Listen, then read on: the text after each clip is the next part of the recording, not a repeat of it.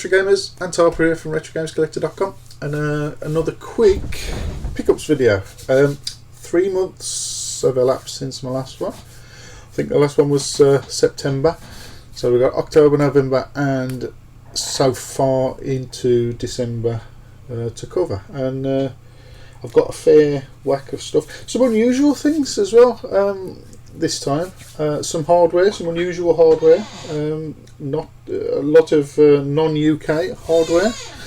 So we'll get started with, what should we get started with? Get started with an Intellivision, but not just any old Intellivision. Oh yeah, what we got here? We got Intellivision 2. Now, I mean, I've never seen one of these in the wild in the UK before until I got mine.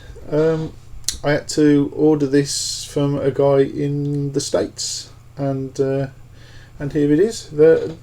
You don't see many of them around, full stop, even in the States, to be honest. It appears that they didn't sell that well. I think by the time this Intellivision 2 was released, somebody correct me if I'm wrong, it was 1983 or 4 when this was released. I don't know if it's got any dates on it. No dates visible, but I think it was 1983, 1984. It was old hat by then. This, you know, the Intellivision graphics were dire by this stage, a bit like the Atari 2600, and they were dying on the feet. So here we have the Intellivision 2 that you don't see many of. It's basically the same as Intellivision 1, but the first Intellivision's this big and this one is this big, so you can see there's a big difference in size, and obviously the styling is a lot more contemporary. By the early 80s, people had gone away from fake wood on the front of the consoles and gone for more of a sleek, more modern look. So, and there you have it. To be honest, apart from the controllers, the design of the console, it could be from yesterday, really, couldn't it? It's pretty sleek, pretty nice looking thing. Very pleased with that. I got that boxed. Here's the box. With polys and all sorts of stuff, instructions, polys, the works, so it comes complete. Also came with a pair of nifty joysticks that clip over the top of, if I can get them out. Can I get them out? I can get them out. Clip over the top of the rather useless D-pads and allow you to use a joystick on your Intellivision, which is quite cool. And those are quite good quality items, those. I don't know whether you can see that. It's just got like a rubber pad underneath that makes contact with the D-pad on here and allows you to use it like a joystick. I've got a pair of those as well, which is quite cool. It enables you to play the games a lot more easy anyway than previously. I don't know if for those who haven't used Intellivision controllers, they're not the greatest things on the planet, to be honest. Any improvement is good. What else have we got? I'll get some more software done now. I've got plenty of hardware to show you. I'll show you some software. But a lot of Master System games. Now, I think I've got some of these already. I haven't sorted them out yet. I've got them in a big pile in here. I haven't had time to sort them. This is, I think I've already got Afterburner. Definitely haven't got Air Rescue.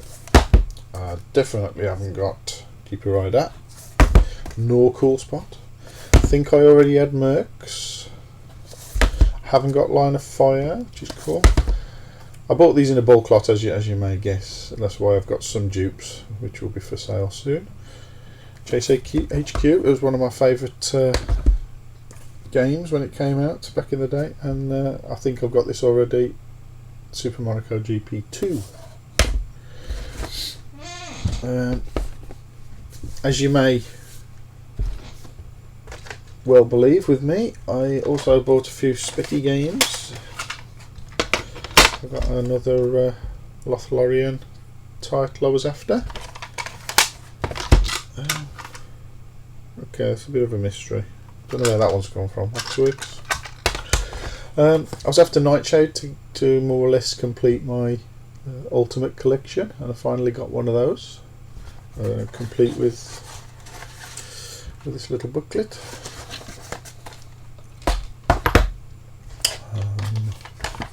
What else? Oh, some BBC. Oh, hang on. ZX81 game, Ocean Trader, Quicksilver. A couple of BBC titles, if I can find them. Oh, this is all mixed up. Don't know what I've been doing here.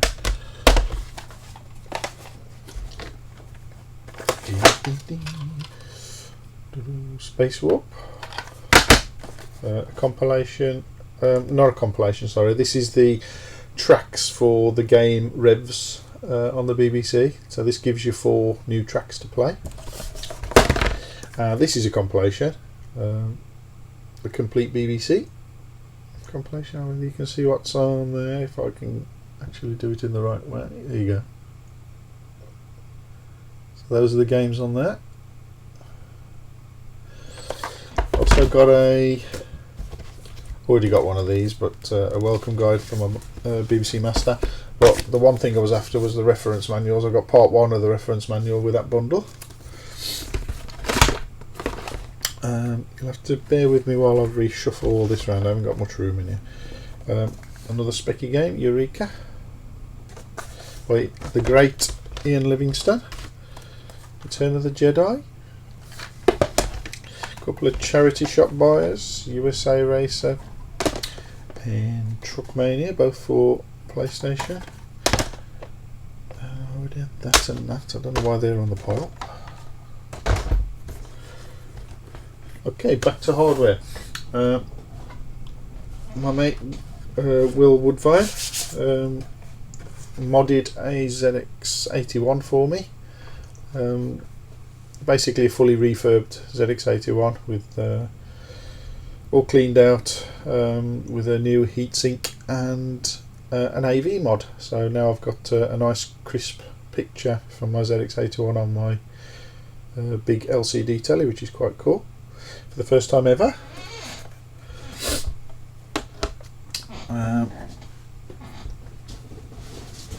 Bear with me. Another unusual item. Tigergame.com handheld. This came nice, lovely condition. Fully working. This came with a bunch of games, an whole bunch of them. So I'll show you those. Got Fighters Mega Mix. They came with the games and manuals, but no boxes, unfortunately. Lights Out, which I think is the game that it came with. Not sure. Correct me if I'm wrong somewhere. Jurassic Park, Lost World. Now, I've got no idea what these games are like. I've never played on agame.com and I haven't got round to playing on this one yet. So it's all a big mystery to me. I can't imagine they're great, but Williams Arcade Classics. Indy 500. Again, I sent off to the United States for this one because you just don't see them very often over here. And Duke Nukem, I'd be really interested to see what Duke Nukem 3D looks like on agame.com. Interesting. And it came with instructions and everything, so it's all there. Pleased with that. So I'm ticking off a few of the rarer things that I've been looking at for quite a while now. Oh yeah, before I get round to my particular favourite, I've got this off eBay. Now, bargains are few and far between, as everybody knows nowadays on eBay, and I'm one of the biggest moaners about people ripping people off on eBay nowadays.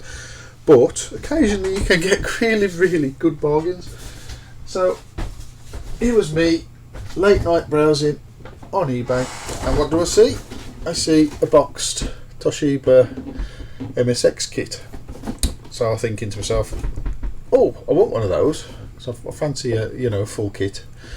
And lo and behold, it was going for very little money, and it was marked. Basically, this was because the auction was marked up as untested. So I thought, well, I'll take a punt on that at that money. So I took a punt on it, really cheap. It was only I can't remember what it was now. It was only 20 quid, 30 quid max, I think, with postage. And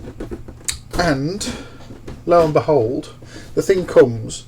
The box has got a little bit of damage to it. The outer box, that is. It's got a chunk missing there where somebody's been a bit over ambitious with the handle. But apart from that, the outer box is in nice condition.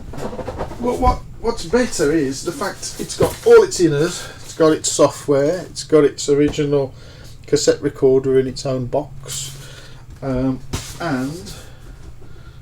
the MSX itself is in really nice condition, and the box is in really nice condition.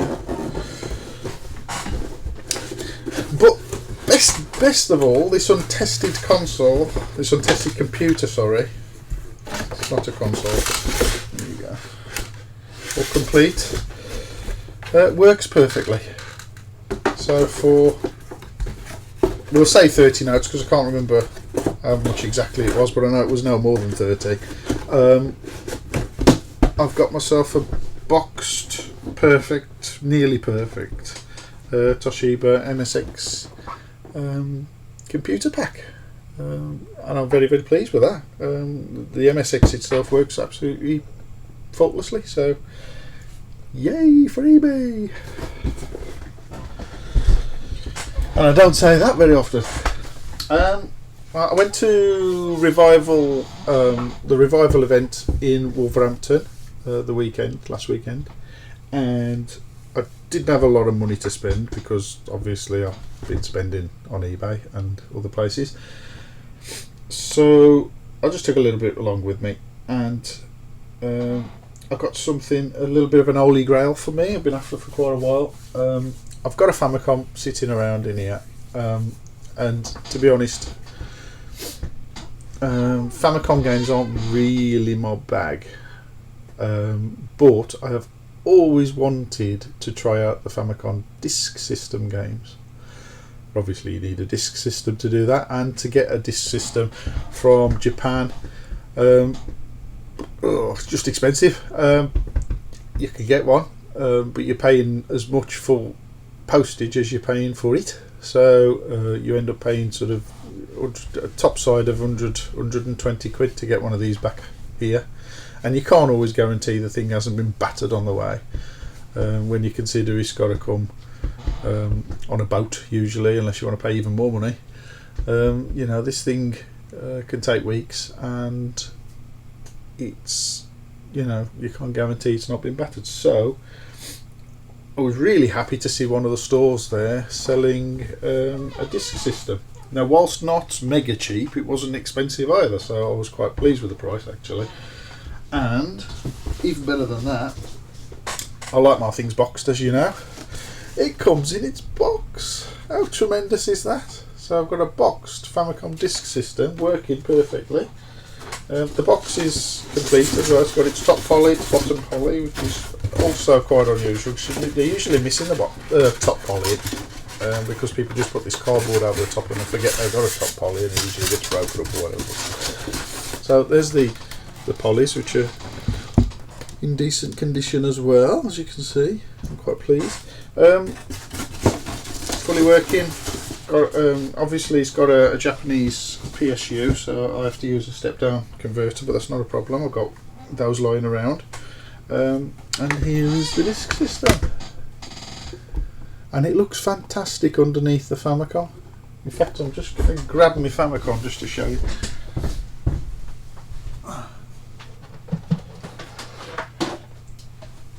Now, it's also, this system to work obviously needs to interface with the Famicom, so you get this, if I can get it out, interface unit which plugs into the cartridge slot on top,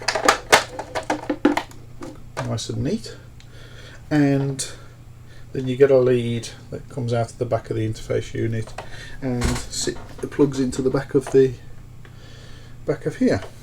So, and when it's all together on your shelf or under your telly or wherever you've got it, it looks rather cool like this. I'm sorry, I think that is a thing of beauty. I absolutely love the look of the Famicom. I always have done. The shiny red on the controllers with the matte on the top of the white console itself. I just think that's just one of the nicest, most beautiful computers. Yeah, it's a family computers console. One of the finest looking consoles there is. I really do. And with this monster on it as well. How cool does that look? Eh? I'm so chuffed with that. Yeah, really chuffed. Like I say, it's working. I know that because it came with this tennis game. Rather cool. Yeah, what else can I say? I love that. I'm really pleased with that. I forget who I bought it from now, otherwise I would credit them here, but yeah, it's some guys from the revival event in Wolverhampton. Thank you guys, whoever you are. And that is about that, I do believe. Unless I've actually been a bit more organised this time, haven't I? Yeah, I think I have. Yeah, that's it. Thanks for watching anyway, guys. I hope you enjoyed that. If you did, can you please hit the subscribe button if you haven't already? And I'll see you again soon, hopefully sooner than 3 months. I say that every 3 months actually. Yeah. Hopefully sooner than 3 months for my next pickups video. There'll be other stuff coming in shortly. I've got a load more TV adverts to put up. Some really cool 1980s TV adverts for consoles and computers. So and some 90s ones as well actually. So look out for those. Like I say, if you like what you see, please subscribe. Thanks for watching, guys. Keep it retro.